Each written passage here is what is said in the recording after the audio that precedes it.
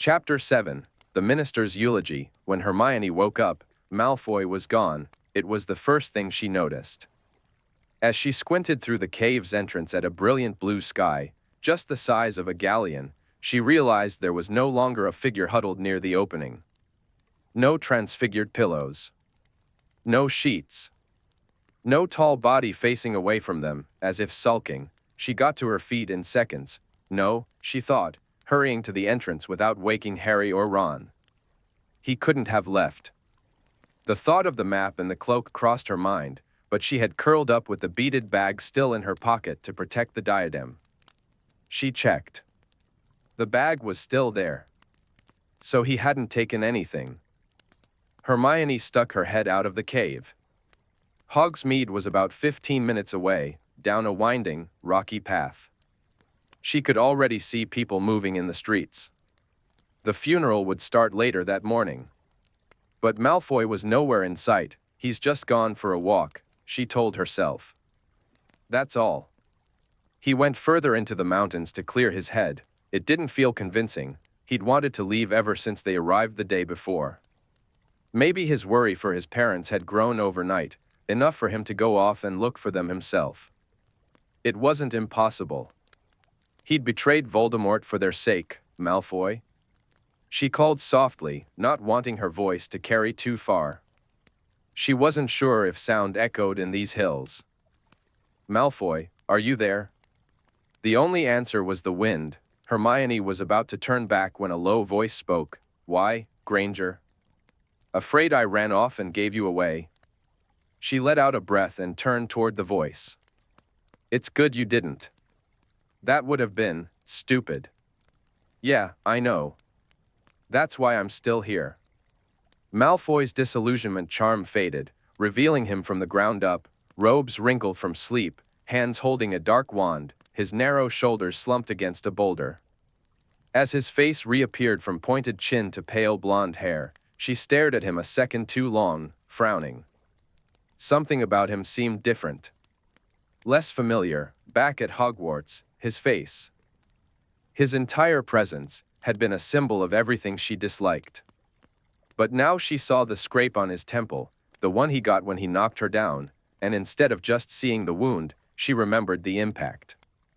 She met his pale eyes, sharp in the morning light, and thought of the unsettled look he'd had in Ron's room when she saw his dark mark. It was like she couldn't read him anymore. Like parts of him had become invisible, or at least unreadable, right? She said. I didn't think you went to turn us in, by the way. Oh, really? Didn't check your little bag to see if I'd stolen the cloak? Hermione flushed. That's not. He gave a short, humorless laugh. Thought so. You'd have done the same, she said, defensive. You always expect the worst from us, even though we've only tried to help you. He shrugged and smoothed back his hair. Hermione sighed. This was going nowhere. I'm going into the village to get supplies. When Harry and Ron wake up, tell them where I've gone, please. She didn't wait for a reply. By the time she arrived in Hogsmeade, she was fully disguised. Her hair was now short, fine, and auburn. Her skin had lightened, and she'd altered her features so much she barely recognized herself in the mirror she carried. Most of the village seemed to be having breakfast at the Three Broomsticks, which had set up extra tables outside that were packed. Hermione chose to try the Hog's Head instead, hoping to stock up on butterbeer and pumpkin juice. But even the usually empty pub was busy. When she asked the barkeep for 24 butterbeers and 2 casks of pumpkin juice, he glared at her so hard she took a step back. He slapped his rag on the bar and stalked into the back. That's when Hermione realized why her heart was pounding, those eyes. She'd seen them the week before, piercing blue, as Albus Dumbledore helped her mount a thestral. The barkeep returned, wheeling a small cart. And how are you planning on transporting these, exactly? He asked gruffly, as Hermione handed over a handful of silver. I don't have time to push this around the village. Oh, no need, she said quickly. She levitated the casks and butterbeers into her beaded bag. The barkeep watched with faint curiosity. When she finished, she hesitated. I was wondering, sir, you wouldn't happen to be related to. There's a line behind you, miss, he snapped. Hermione flushed with shame. It was Dumbledore's funeral today. If this man was related to him, she just reminded him of his loss on what must already be a hard day. Yes, of course. I'm sorry. He was already talking to the next customer before she'd finished. Hermione sighed and left. She stood in line at the grocer's in Honeydukes, and by the time she finished, people were already making their way to the Hogwarts grounds. Hermione headed back toward the hills, pausing once to freeze the perishables and undo her disguise. When she returned to the cave, the air was thick with tension. Malfoy was leaning against the wall, arms tightly crossed, looking furious. Harry and Ron were muttering under their breath, but when they saw her, their faces lit up. Finally, Ron said, "What kept you?" The queues were terrible. You must all be starving, here. She pulled 4 full breakfasts from her bag, scrambled eggs, thick bacon, and buttered toast, still steaming in the cool cave air. Ron groaned with delight. Hermione, I love you. He grabbed a plate and shoveled in the eggs. Hermione's stomach did that sinking twist again. Well, we didn't have dinner, so I thought, yes. Thanks, said a quiet voice near her shoulder. She looked up, surprised, but Malfoy was already heading outside with his plate. She watched him go, puzzled, then sat down beside Harry and Ron. What's with him? Harry gave the cave mouth a dark look. He was whining about how long you were gone. Going on and on about his parents. So I told him what I thought his parents could do, for all I care. Oh, Harry, you didn't. Hermione sighed, turning to Ron. And I suppose you agreed. Ron, mouth full, looked at her like she was daft. Corf I did, he mumbled, chewing. He swallowed. Hermione, Lucius Malfoy literally tried to kill us. Personally. Harry nodded, face tight. I remember what he said in the Department of Mysteries. You can kill the others if necessary. Like it meant nothing to kill you too. Or Luna. Or Neville. Or Ginny. I know, Hermione said with a sigh. He's awful. But antagonizing Malfoy doesn't help anything. Ron shrugged. What does it matter? He'll be out of our lives in a few hours. Good riddance. Hermione lowered her voice. I'm not so sure. What if we can't get him back to his parents? What if they're in a safe house we can't access because it's unplottable? Or worse, what if something happened to them? They ate in silence for a moment. Yeah, Harry admitted, I was thinking about it yesterday. Back in the room of requirement, Harry said. And if we're going to keep hunting Horcruxes, maybe it's safer if Malfoy stays with us, where we can keep an eye on him. In the cave? Ron asked, looking around in disbelief. No, I mean actually with us, Harry replied. There was a long silence as Ron looked from Harry to Hermione, stunned. Finally, he found his voice. You've got to be joking. You are joking, right? I'm not trekking all over the country with that little rat. Absolutely bloody not. Not after what he did to Bill. I know, Hermione said gently. I know it's not ideal. But he's already been helpful. Having someone with such a different perspective than us could actually help. We don't need his ideas, Ron muttered. Not now that we've got the diadem. Hermione's hand moved to her bag. They had to be careful. She'd read how dangerous it was to grow attached to a Horcrux, or to rely on one. She'd told the others that herself. Still, she found herself missing the clarity the diadem had brought her. It had been so helpful the day before, just when they'd needed it, but the diadem can't give us new information, can it? Harry asked. No, Hermione said. It's more like a pensieve, it helps organize your thoughts. But it can't tell you anything you don't already know. Malfoy, on the other hand, might know something. His father had a Horcrux. Even if Malfoy doesn't realize it. He could have information that's crucial. Ron sighed and looked out toward the cave entrance. Yeah, but I still don't. A distant voice interrupted, echoing faintly through the cave. All three of them jumped. It was hard to make out any words, but Harry and Ron had already drawn their wands. What is that? Harry asked. Hermione raised her hand for silence, straining to listen. She caught a name in the murmur. It's the funeral, she said quietly. Someone's giving a eulogy. Harry stiffened like he'd been punched. He swallowed hard and resumed eating in silence. Hermione met Ron's eyes. He gave a small shake of his head, signaling her not to ask how Harry felt. She sighed. Ron was probably right. He usually was about this kind of thing. They ate quietly for 5, then 10 minutes. Words continued to drift in from outside. Undeniable impact. Achievements. Wizarding world. Eventually, Ron set down his empty plate. You don't think anyone from the Order went to the funeral, do you? He asked uneasily. Now that the Ministry's been taken over, the Death Eaters could use any excuse to grab us on sight. You're right, Hermione said. But the Order knows that too. She offered him a small smile. Your mum would never let any of your family risk it after yesterday. Yeah, I guess not. Ron seemed comforted, but added, still, do you think you know who killed Scrimgeour himself? He didn't, Harry said. He looked up from his plate. I've been meaning to tell you. How do you know? Ron asked, eyes wide. You know how I talk in my sleep sometimes. How I said Gregorovitch. Well, Gregorovitch is a wand maker. Crumb told me at the wedding. And Vol. Don't, Ron cut in. Harry sighed in frustration. Fine, but listen. He's after Gregorovitch now.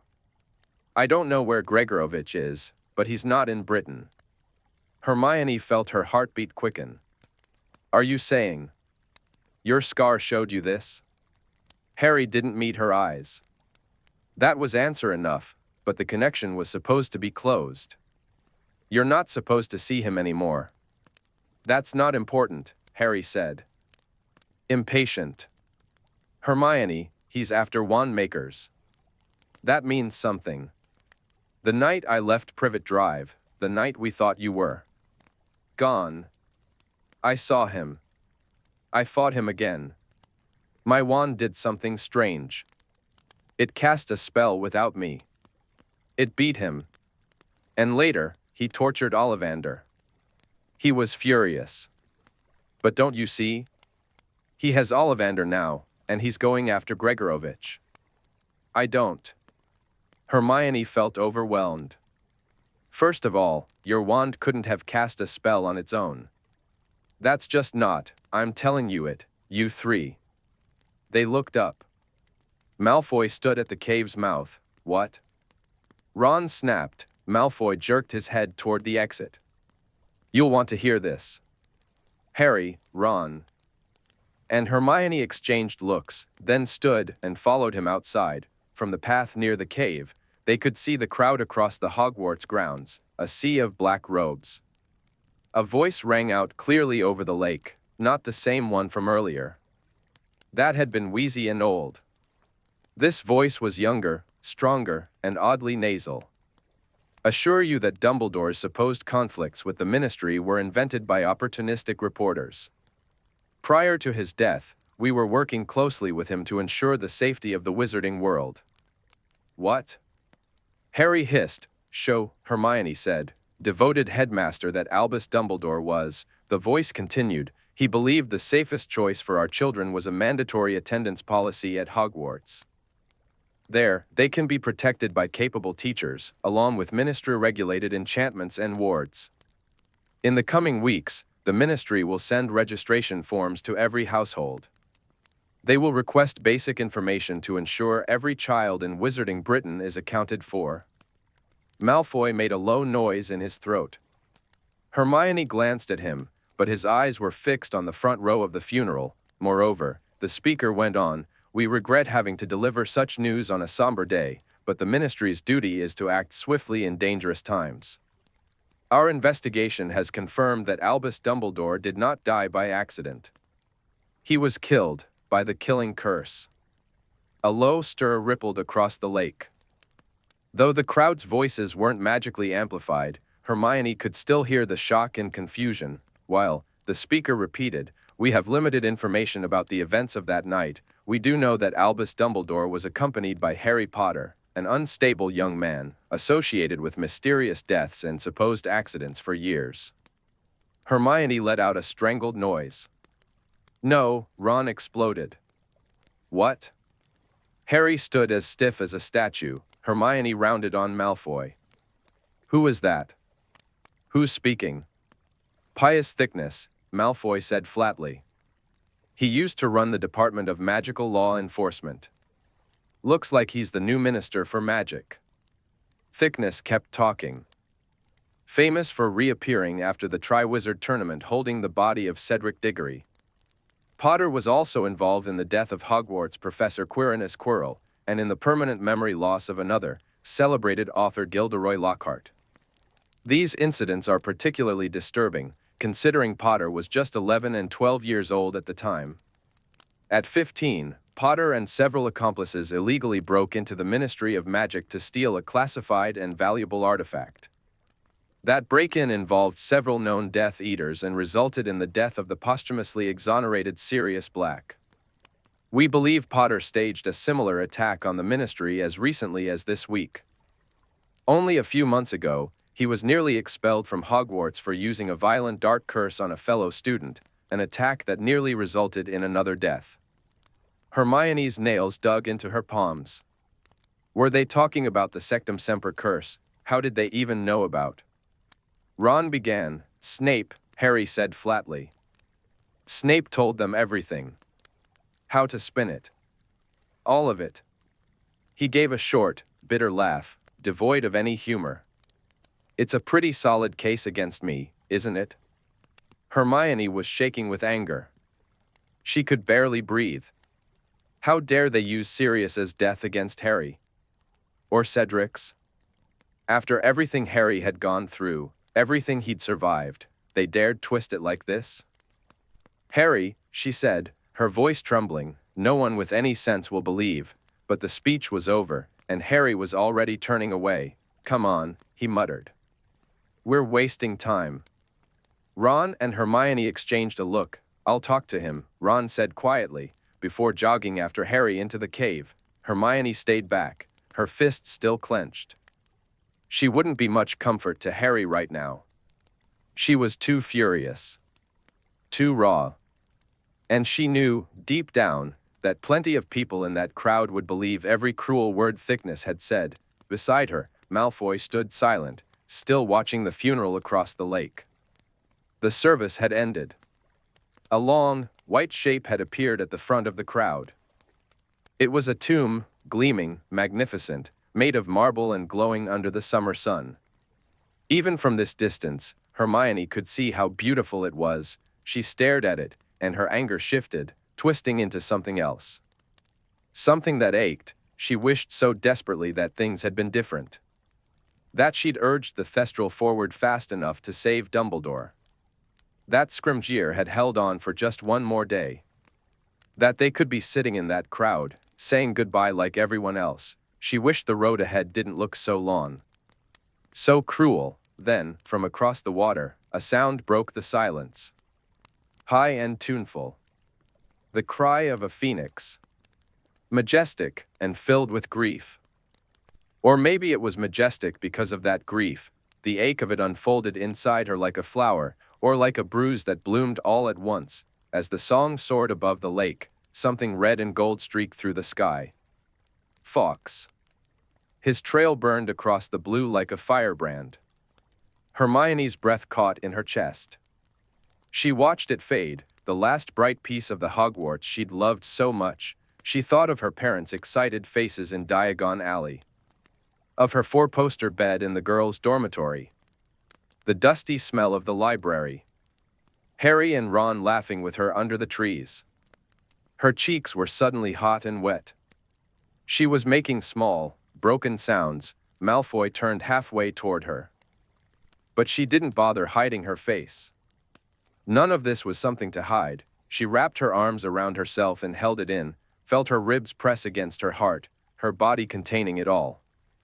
As the phoenix's cry reached its final note, she glanced sideways. Malfoy was looking at the tomb again. Or maybe at Hogwarts. His lips were slightly parted. His expression shaken. He was breathing like someone who had run far and fast from something he couldn't describe. He looked younger than he had in days. The song ended. He turned and met her eyes. Hermione had no words. There was a pause, long and charged, like the silence between casting a spell and the moment it hits. She couldn't break it.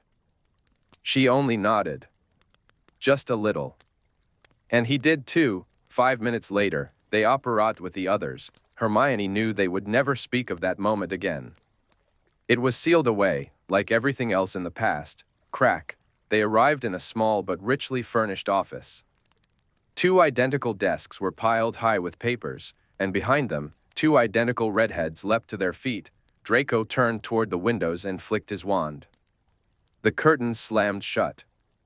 Harry turned and did the same to the door, which closed with a snap, concealing a small plaque that read, Weasleys Wizard Wheezes, Fred George Weasley, owners. The twins didn't stay shocked for long.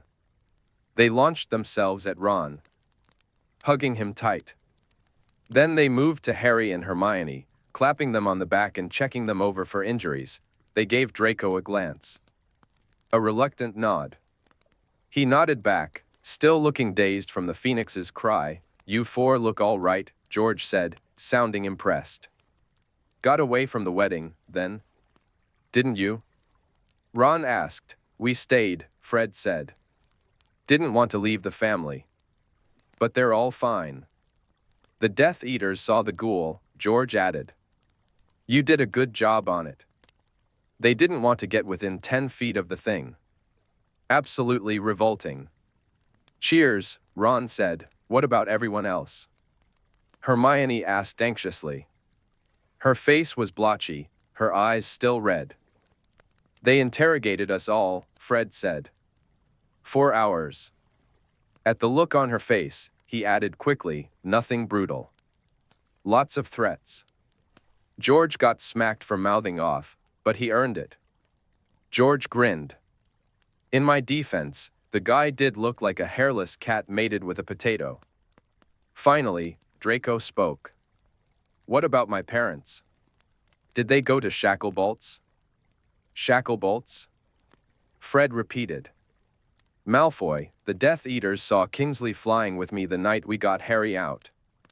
They know he's in the Order. Now the Ministry's under Death Eater control, he's being watched and rated like the rest of us. Tonks got your parents out, George added. After she helped Hagrid escape. She was fast. I'll give her that. Took her 15 seconds flat. And? Draco pressed. Where are they? A safe house? Fred let out a breath. Didn't we just say none of the safe houses are safe anymore? The Death Eaters destroyed every place tied to the Order yesterday. She wouldn't have taken them anywhere we know. And she didn't come back to the burrow. So you don't know? Draco's voice was rising. How am I supposed to get to them, then? Where is she? Tonks, how do I find her? Fred shook his head, pity creeping into his expression. You're not hearing me, Malfoy. Tonks, Kingsley, and our dad, they're the only ones left at the Ministry who are openly with the Order. Tonks is pregnant. With Lupin's kid, who's also on their list. They're being watched every second of the day. It hit Draco like a wave of cold water. He saw it again, his parents at the wedding, disguised by Polyjuice, frantically scanning the crowd for him. Now they were gone. He had no way to reach them. No way to even know if they were safe. No way to tell them he was still alive. His mother must be sick with worry. For some reason, he glanced at Granger. She was watching him, the same way she had watched Potter, during Thickness' speech, with concern. He looked away, quickly. He needed a new plan. Any plan. Draco clenched his jaw. For Merlin's sake, he'd snuck Death Eaters into Hogwarts right under Dumbledore's nose. Surely he could find a way to solve this. Hang on, Ron said, though Draco barely heard him. It sounds like you're saying the order's finished. Not exactly, George replied. Those of us still pretending to be respectable members of this new Death Eater-run society. He straightened his dragon skin jacket with a flourish. Need to keep up appearances, true. But we'll find ways to spread the truth. Stir up a bit of chaos. Fred shrugged. And if we get caught, well, when we get caught, it's off into hiding. We've already packed bags just in case. Hopefully we can regroup somewhere with other Order members and build a real underground resistance. George sighed. The risk's high. Though. The Death Eaters who went to Tonks's parents' house weren't exactly gentle. What happened to them? Harry asked sharply. The Cruciatus, of course, Fred said. Draco's mouth went dry. His hand tightened around his wand, a tingling wave crawling over his skin like ants. He could feel the wooden floor under his back. His mother's screams. The Dark Lord's cold voice. A taster. Ron swore loudly. Are they all right? We don't know, George said. Communication's going to be tough now. No one's using patron uses anymore, it's too risky. The Death Eaters already came through here 3 hours ago. Made us burn everything in the shop that mentioned you-know-who. Oh. And speaking of which. George turned back to the group. You four are absolute idiots. Spectacular boneheads, Fred agreed. World-class prats with flobberworms for brains, George added. What in Merlin's name were you thinking, operating into the most obvious order-connected shop in Britain without warning? Draco's grip on his wand nearly cracked the wood. They were right. This had been reckless.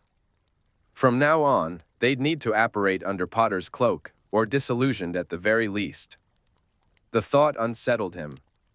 From now on, was he really staying with them? Potter, Britain's most wanted man, and his loyal friends, but what choice did he have? The farther he strayed from the Order, the farther he was from his parents. And surely Tonks would find a way to inform the others where they'd gone. Surely Potter, Granger, and Weasley would rejoin the Order properly at some point. If he left them, he might be safer, but without his family, what was the point? We didn't come here just for a chat, Harry said. We need your help. The twins looked instantly suspicious. Hang on, George said. Are we finally about to find out what you three have been up to all summer? Mum was furious, Fred added. 15 solid minutes of yelling about you lot at the wedding.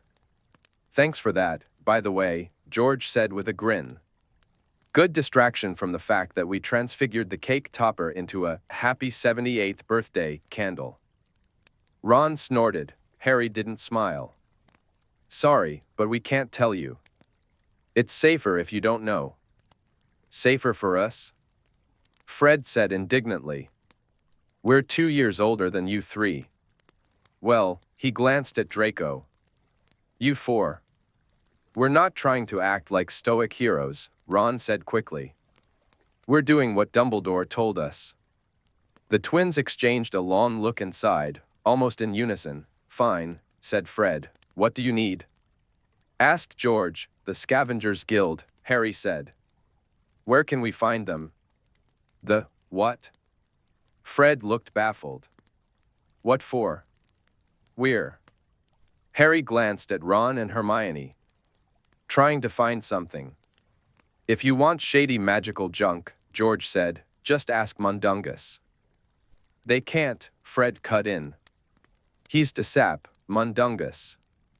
Hermione gasped. Draco jumped. Everyone turned to her. Sorry, she whispered, hands over her mouth. She stared at Harry. Do you remember what he was holding? When we saw him in Hogsmeade last year?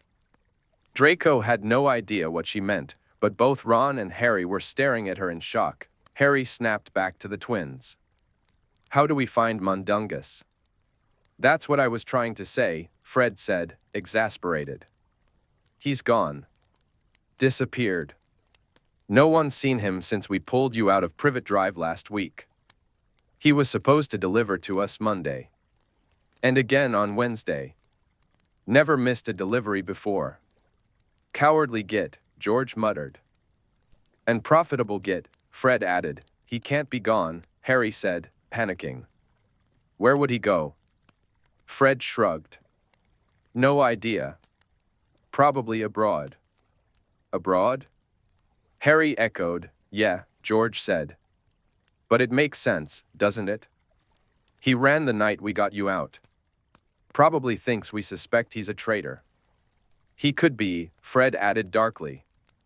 "I never had a problem with Dunn, but he's not. There's not much there, if you know what I mean." "Yeah," George agreed. "Without the Order's protection, with Dumbledore gone and Mad Eye dead on his watch. What's keeping him here? He's got no family. No friends, really. Bit sad. No wonder he vanished." Draco felt Ron looking at him. He shot him a sharp glare. And Ron looked away. A burn of resentment stirred in Draco's chest. He wasn't like that thief. He wasn't running away because he was a coward. He hadn't even left yet. And he had people, his family. He wasn't alone. So Weasley could shove his stupid comparisons. Suddenly, footsteps creaked in the hall outside. Everyone froze. George swore under his breath. Fred. Fred lunged for Draco and Ron, grabbing their arms as George did the same to Harry and Hermione.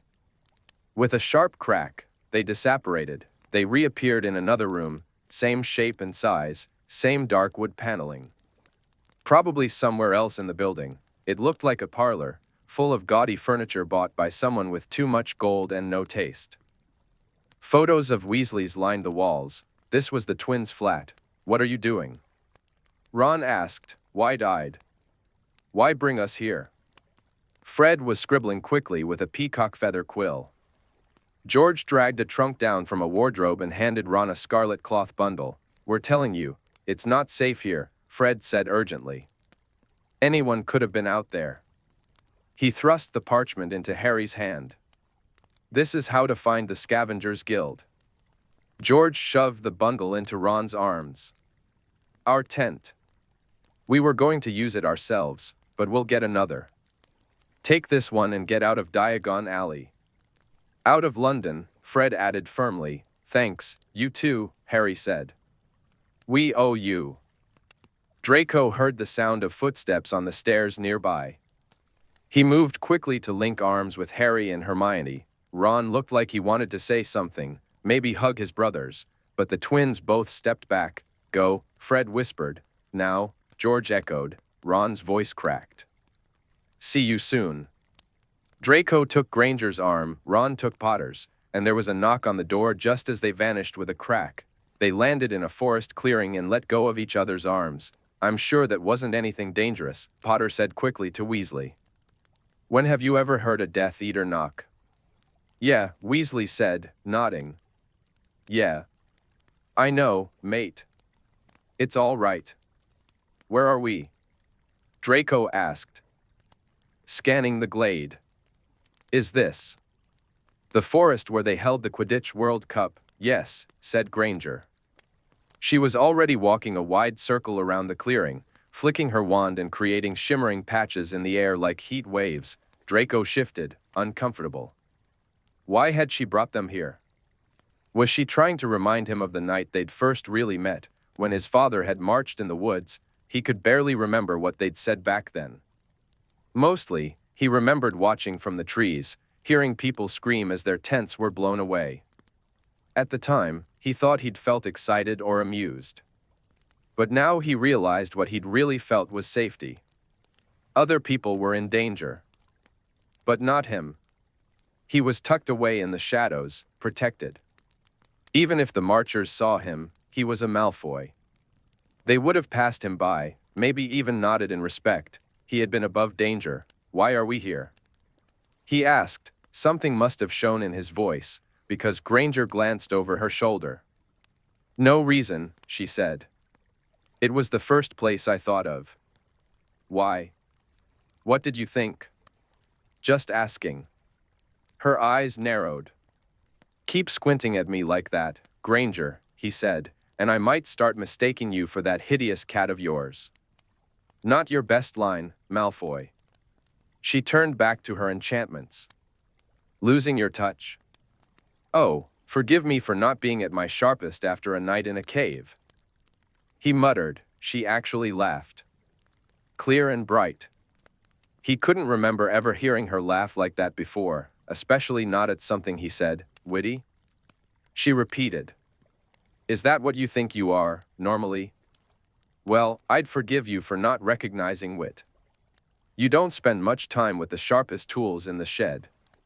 Malfoy, Potter cut in, are you planning to be useful at any point? Draco looked back. Potter and Weasley were nearly done pitching the tent. What's my incentive, exactly? Draco said. They both scowled and flicked their wands. The tent sprang upright, forming the shape of a small cottage with a peaked gable.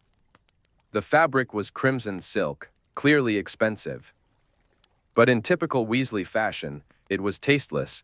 Gold tassels dangled off the sides, and thread shimmered across the walls like a Gryffindor lion had exploded on it. Draco didn't want to imagine what his father would say about him sleeping in a place like this. Weasley ducked inside and let out a low whistle. Harry, Hermione, come look at this. Oh, don't mind me, Draco said to the open air as Granger followed Potter into the tent. Please, continue to ignore me. No answer. He rolled his eyes and shoved the flap aside, stepping in. Inside was a surprisingly plush sitting room, long velvet sofa, 2 leather armchairs, gleaming wooden floors, and a wizarding wireless perched on a mantel covered with proud Weasley photos. Every other surface was cluttered with products from Weasley's Wizard Wheezes, either for sale or in testing. As Draco passed through the kitchen, he glanced down at some sketchbooks on the oak table. Each page was crammed with scribbles, both twins' handwriting arguing or building on each other's ideas. Hot air balloon blowing gum. Dunno if we want to be a dribble competitor. Landing in honeydukes could be great though. Pocket hang gliders of some kind? Maybe. Could make them a craft. Foldable like paper aeroplanes. Do you think we need to know how an aeroplane works to charm one? Could always ask Dad. No, firecracker chewing gum. Good one. Murdlap for injury reduction here. No, you prat, how do you think that would taste? Let's hear your idea then. Draco's mouth twitched, almost a smile. Before anyone could see, he slipped into one of the bedrooms. It had a 4-poster bed like those in the Slytherin dorms, though these drapes were red and gold. Sunlight poured through French windows spelled into the wall, lighting up crisp sheets and a massive mattress. There's beds for all of us, Weasley called from somewhere in the tent. Spare room 2. Merlin, imagine how rich those 2 would be if there wasn't a war going on. After packing the twins' things into drawers and unpacking some of Granger's belongings from the beaded bag, they headed back outside for lunch. It was a warm summer's day. They all tossed aside their outer robes and rolled up their sleeves. Draco hesitated. He didn't want them thinking he actually enjoyed their company. On the other hand, eating alone would be dull, and sitting somewhere else in the clearing would make him look petty. In the end, he sat near the group, angled away like he was just admiring the trees. As they ate tomato soup and sourdough bread, the others started talking about the Quidditch World Cup. Draco felt pulled in 2 directions again. Weasley and Potter were arguing about which Irish goal had been the best. They completely forgot the Cushk return Troy had pulled off in the 12th minute, one of the best plays of the match. If Crabbe and Goyle had been here, Draco would have launched into a full recap. But talking Quidditch with these 3 felt wrong. I thought the congregation aspect was interesting, Granger said. What other chance do we have to gather in such large numbers? I wish we'd met more people from other countries. Weasley grunted. I think we met plenty that year. Granger turned red. Draco realized what he meant. He remembered her coming down the stairs at the Yule Ball with Victor Crumb. Her hair swept back, her blue dress robes floating around her like water. He and Pansy hadn't been able to talk properly for 10 minutes afterward. When they tried to make fun of her, their insults about Crumb's taste felt forced and hollow. Eventually, they gave up and went to find someone else. Once everyone's bowls were empty, the conversation tapered off. So, Weasley said, "What's the plan?" Draco shifted to face the group more directly. "We still need the sword to destroy the diadem," Potter said. "But how do we find out where the Ministry's keeping it?" "I've been thinking about that," said Granger. "I don't think the sword is at the Ministry anymore." "Why not?" "Didn't you hear what they said in that speech? About all the things you supposedly did?" Potter's face darkened. It was hard to miss, Hermione. No, she said quickly. "I mean, they mentioned the Department of Mysteries," Hermione said, but right after that, they added, "We have reason to believe he made a similar raid on the Ministry as recently as this week." And I thought, that's a strange lie to make up. All the other claims were real events, just twisted.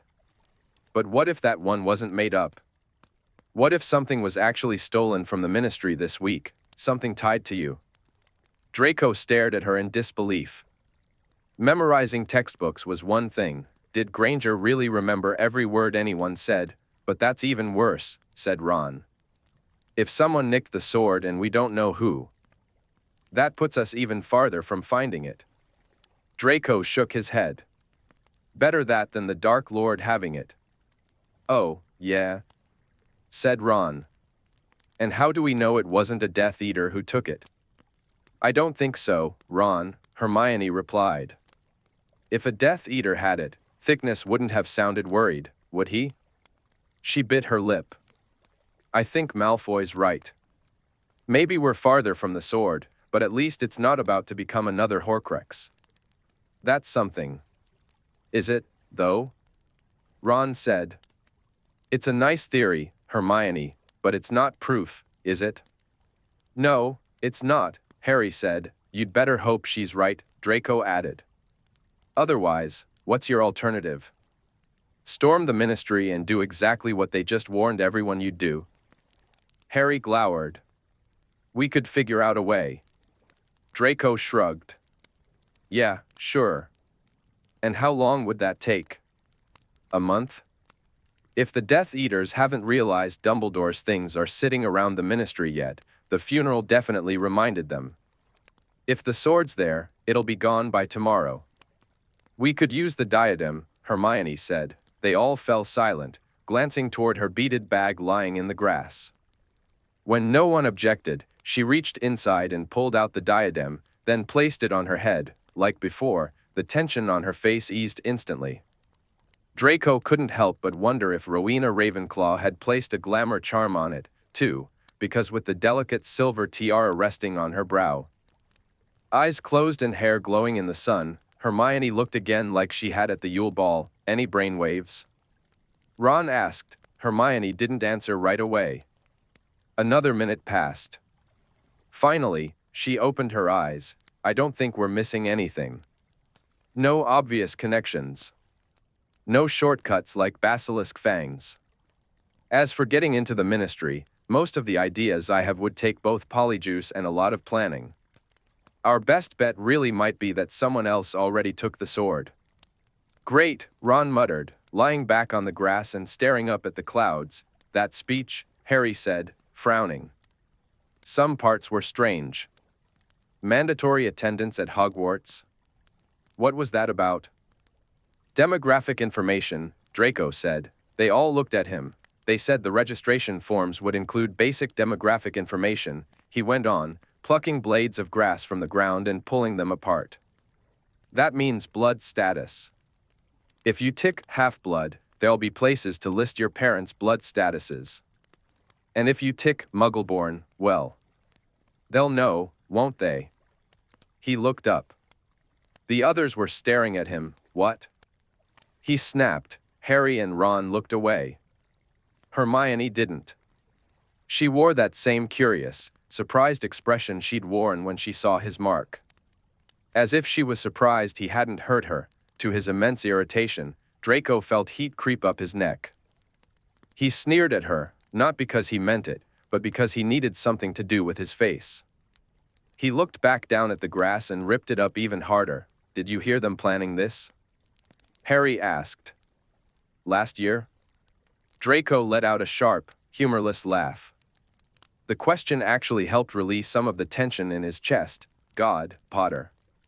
Do you really think they told me anything important? I was supposed to die killing Dumbledore. Dumbledore's a legilimens. Think about it. He tossed the torn grass aside. That's probably why Bellatrix wanted me to learn occlumency. Not that it mattered. If Dumbledore wanted to know what was in my head, he'd have found out. He shook his head.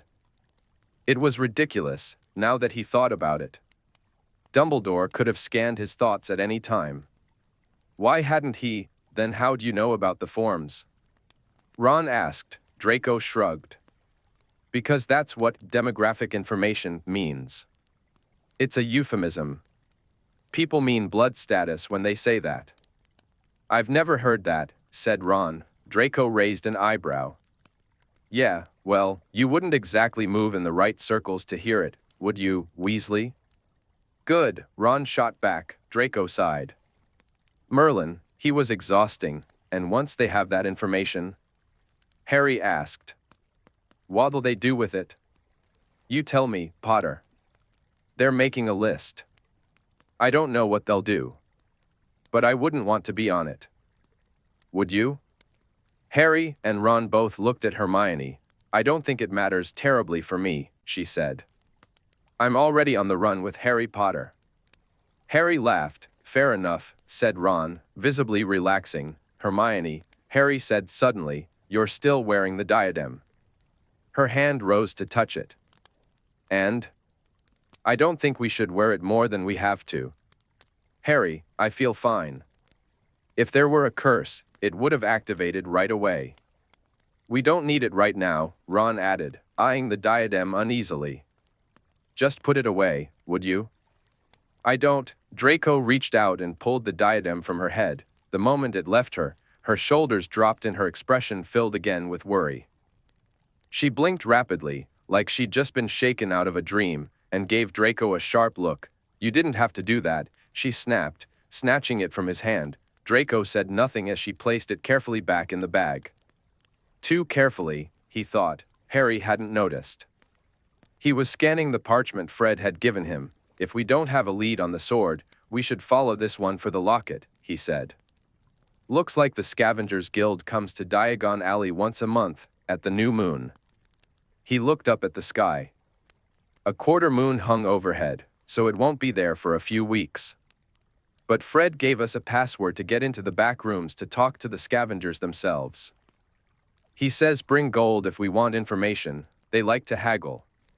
Draco finally turned to face them. All right.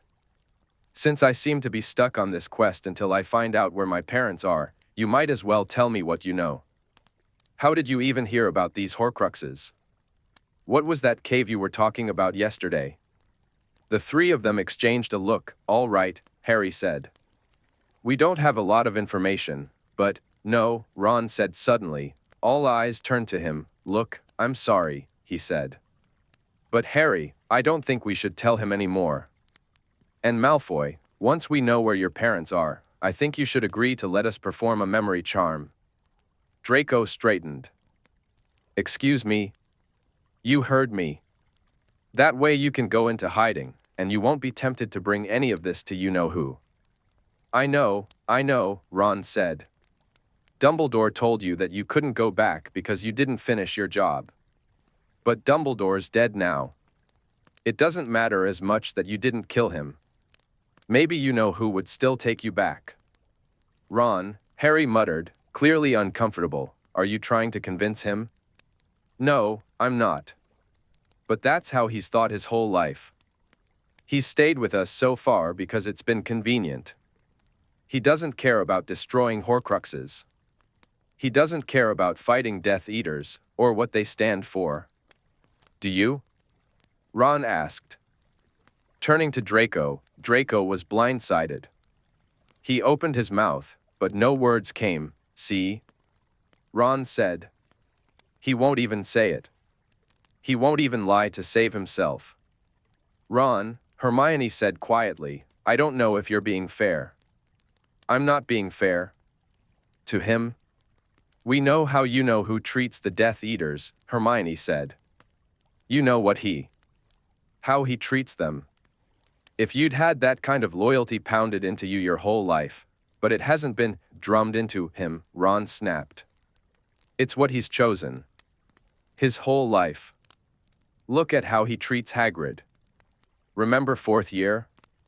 Rita Skeeter? Weren't you the one who was so furious you basically declared war on her? Look how he treats everyone. Even his friends. Draco's anger flared.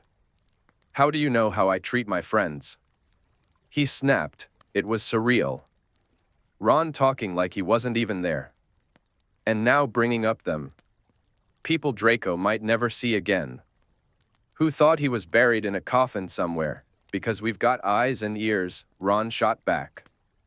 Oh, and maybe because in 2nd year, Harry and I polyjuiced into Crabbe and Goyle so we could talk to you without you knowing. That's how we got into the Slytherin common room. Merlin, you're not even nice to them. Every word out of your mouth is just a reminder of how much better you think you are, how important you think your life is. I never thought I'd sympathize with Crabbe and Goyle. But I don't know how they put up with you. Shut up, Draco snarled. Shut up about my friends, Weasley. I mean it. He was on his feet now. The 3 Gryffindors stood too, but Draco only had eyes for Ron. You had one conversation with me in 2nd year and you think you understand. I understand you'll do anything to save your own skin, Ron said. And you know what? Fine. Do what you want. Be whatever kind of person you want to be. But don't expect us to trust you. He gave a short, humorless laugh. Do you remember what you said to Hermione the last time we were here? You said she wasn't even a witch. Ron, Hermione said softly. Please, don't. So now you're in over your head and I'm supposed to feel sorry for you. Ron went on. I don't. You can come with us until you find your parents, fine. But I'm not telling you anything, and... He turned to Harry and Hermione. You two can do what you like, but I think you'd be complete idiots to trust him. I'm serious. Draco let the silence stretch, then he said, Are you done, Weasley? Feel like a big man now? Ron gave a bitter laugh. See? Absolutely bloody pointless. He stormed off into the tent. Harry followed. Draco stood in silence beside Hermione, waiting for her to go after them. She didn't, what? He said roughly. Trying to come up with something to add. I think Weasley said it all. No, she said. I don't think he did. He stared at her. Caught off guard, then she said, You saved my life at the wedding. Draco's heart skipped a beat, and you still have the mark.